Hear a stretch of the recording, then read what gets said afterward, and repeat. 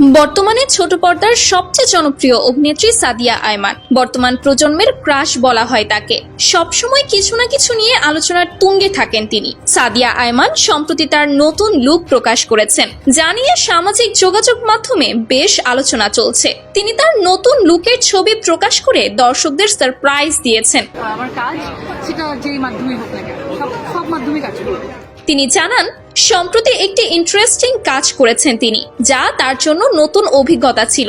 নিজেকে নতুনভাবে উপস্থাপন করতে পারাটা সব সময় আনন্দের, বিশেষ করে দর্শকদের জন্য নতুন কিছু নিয়ে আসলে। চলুন জেনে আসি বিস্তারিত।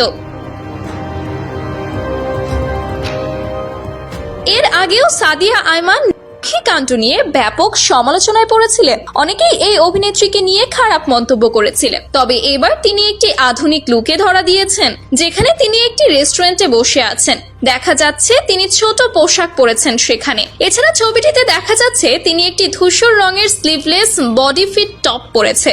নিজেকে বেশ নতুন লুকে ধরা দিয়েছেন তিনি। নেটিজেনরা এই নিয়ে নানান মন্তব্য করছে, আবার কেউ কেউ বলছে এটা তো এখন ফ্যাশন। সাদিয়া আয়মানকে বেশ সুন্দরী লাগছে। অভিনেত্রী বলেন, আমি আমার মতো করে নিজেকে উপস্থাপন করেছি, আর সেটাই আমার আসল আত্মবিশ্বাস।